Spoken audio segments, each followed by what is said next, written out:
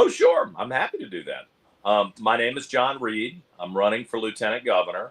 I left my job at the big radio station in Richmond called WRVA back on January 27th after 8 years of being the host of the news early in the morning from 6 o'clock in the morning till 10. And I had a really great show with lots of great ratings, big audience all across Central Virginia, from up to Fredericksburg down to Williamsburg, almost depending on whether the weather was good. You could hear me out to Charlottesville. It was a pretty big signal.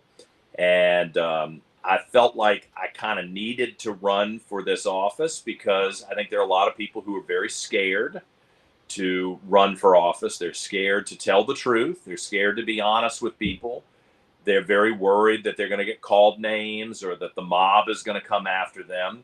And I just felt like somebody needed to stand up and get into the arguments, hopefully in a good way, not in a negative way that hurts anybody. And, that was part of my motivation, was to make sure that the taxes stayed low and that some of the really crazy stuff, forgive me if there are any Democrats who are listening, I don't mean to ever insult people, but I think there's some really crazy things that the Democrat Party has been pushing, and I feel like I got to push back against it. So I grew up in Richmond in Henrico County. I went to public schools here and then went to St. Christopher's School, 9th grade through 12th grade. My dad was running for office in Henrico. He spent 18 years as a member of the House of Delegates representing Henrico and Chesterfield. So, the two things you don't want to be when you're a teenager, a preacher's kid or a politician's kid. So I left and went to Baylor University in Waco, Texas, which is the largest Baptist school in the world, and had a pretty good time there. It was a little uptight when I think back on it, certainly compared to what other people were experiencing, but all in all, it was a good experience. And then I moved to Los Angeles, California to work for President Reagan. I was his last press assistant after he left the White House. It was really amazing. I traveled all over with him and met the First Lady, Mrs. Reagan, and went to their house every day and helped them get speeches and letters done. It was just a wonderful experience. It didn't pay anything, but it was a good experience. And then I went back to Richmond, and I was working at the ABC TV station, which is WRIC TV, and I was the morning anchor and the noon anchor and an investigative reporter for 10 years there.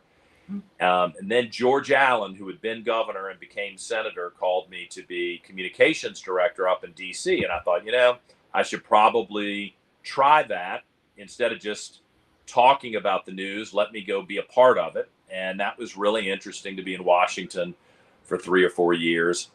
When he was not returned to the Senate, I got a job as the head of communications for the U.S. Chamber of Commerce in Washington, with all of the businesses, big and small, like the big Fortune 100 companies and the tiny startup companies, people starting, bodegas and design shops and dry cleaners, and the big guys, like the big defense contractors. I was talking to all of those executives. It was really interesting to see the commonality between both groups. Like, all of them wanted the government out of their hair. Don't mess with me. Don't take my profit. Leave me alone. And I began to see a pattern here. Then I went to go work for a big company, like a government relations, public relations firm. And they convinced me to take the job by making me the head of international development. And I thought they would send me to Paris or to London. And instead they sent me to Kuwait, where it was 130 degrees outside, no alcohol. It made Waco seem like it was very freewheeling, but it was a good experience to live in the Middle East for a few years. And then I got a job working for America's Veterans at IAVA, Iraq Afghanistan Veterans of America, where we got medical care, psychiatric help, and funding from the federal government for the vets. We've had a lot of vets who have committed suicide, which is just awful. And a lot of these guys and ladies, they're told you got to gut through it. Don't ask for help. And when they get back, it's a problem. So we were trying to get some mental health care through the VA for them. And then for the last 8 years, I've been at the radio station. So it's been a really interesting career, much of it here in Virginia, but I've also been around the world to 113 different countries, and I've had a lot of good business experience, and I hope that has prepared me to run for and to hopefully do a good job as lieutenant governor if I'm elected this fall. Okay, so we have some questions, and you kind of answered my first question, so the end with that one. Okay. So my other questions are currently Virginians are hit the most by the government cutbacks. What are your thoughts on how to help them in this trying time?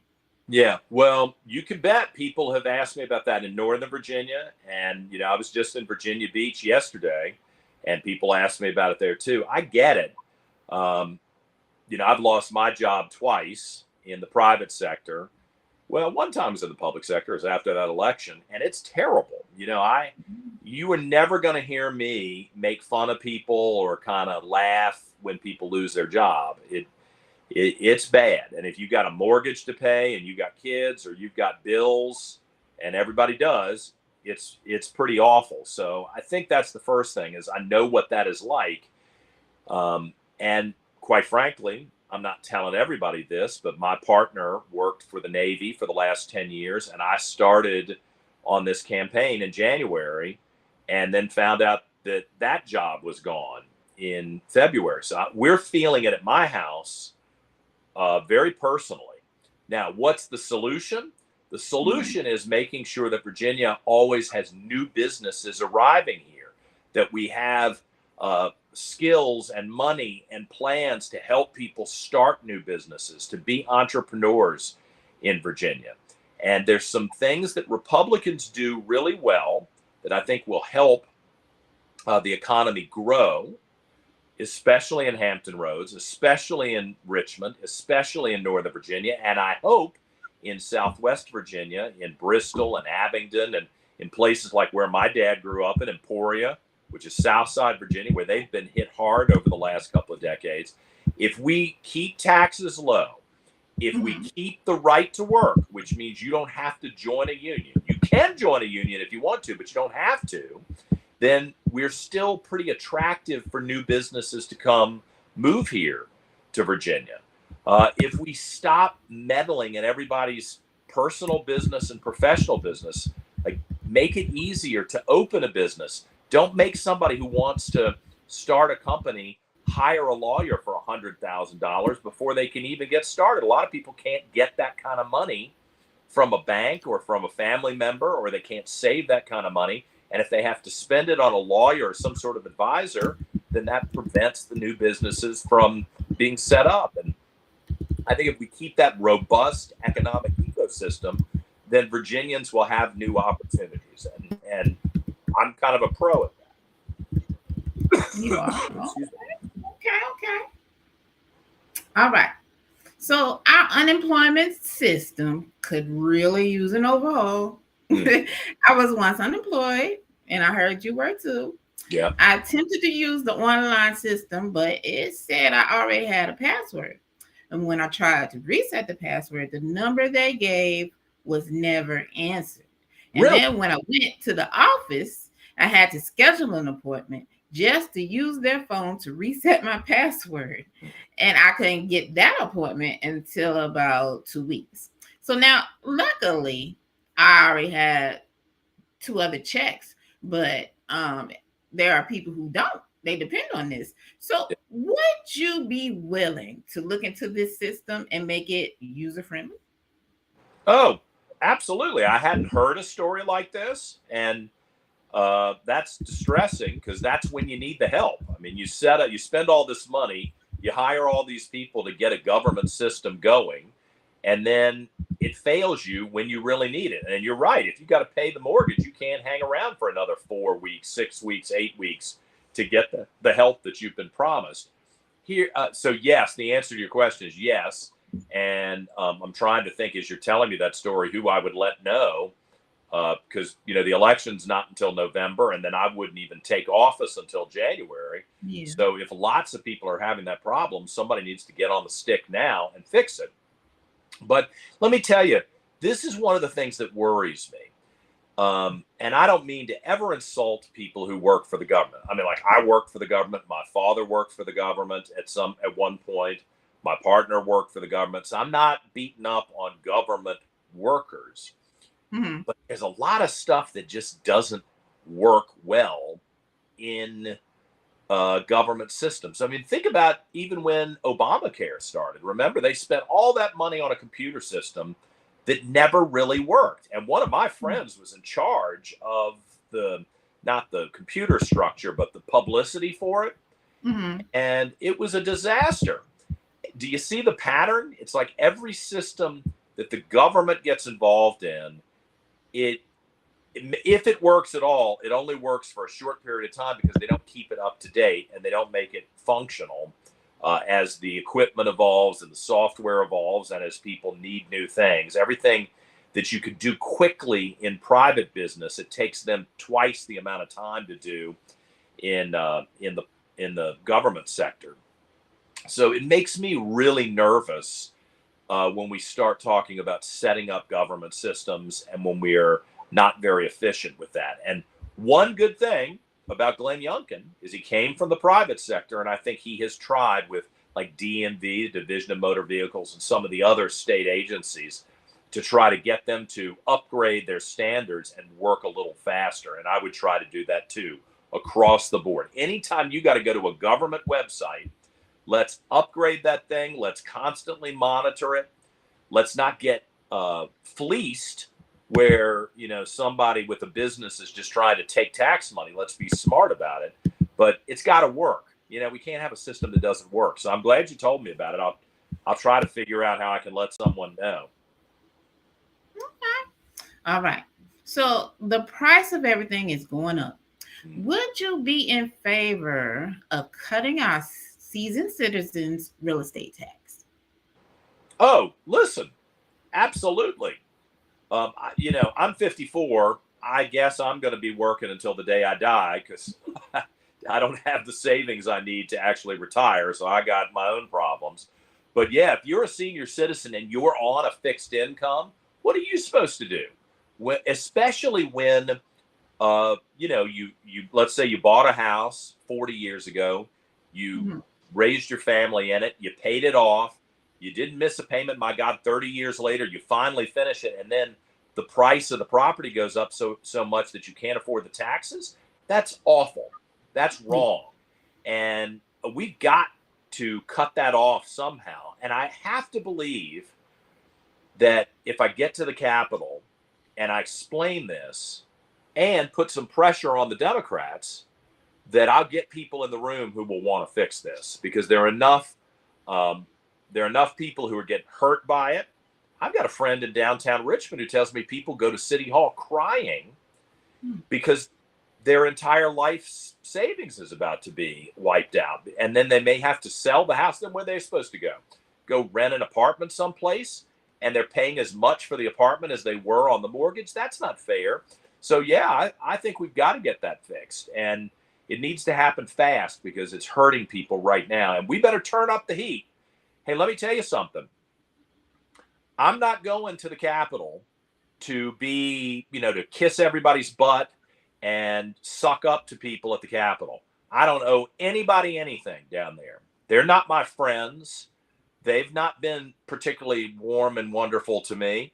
I'm going because I want to fix some problems and stand up and tell people what's right and what's wrong, not to be part of the club. And I hope that people will listen and hear me and believe me when I say that.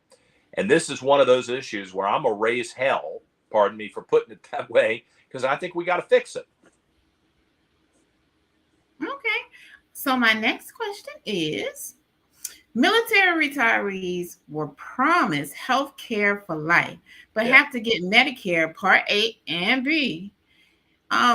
Would you be willing to advocate to our congressional representatives to stop making retirees 65 and above pay for Medicare and add ambulance usage to the TRICARE for Life package?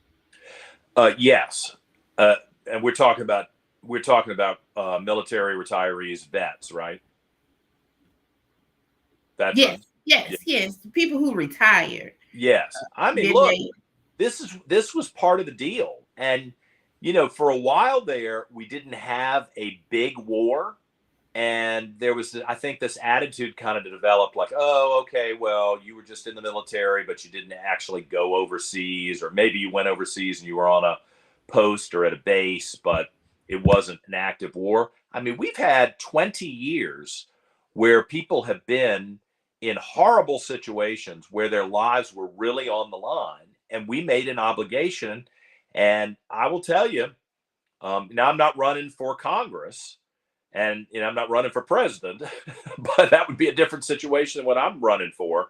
But I do think those of us who are elected leaders in the state of Virginia need to hold the federal government accountable for living up to what we promised our vets. And like I told you, I was the communications guy at IAVA, and I saw how folks who spent 20 years, I mean, 10 years, 20 years, an entire career in the military, what are they supposed to do when they get out and they're kind of left on their own, and then we don't live up to the obligations? That's not okay.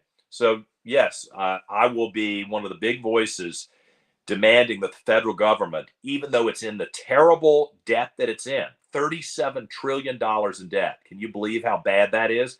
That is, I mean, people are underestimating how bad that is. We need to prioritize taking care of the vets as one of the top things here. Yes. Okay. So there are a lot of African American people in jail serving lifetimes for nonviolent crimes.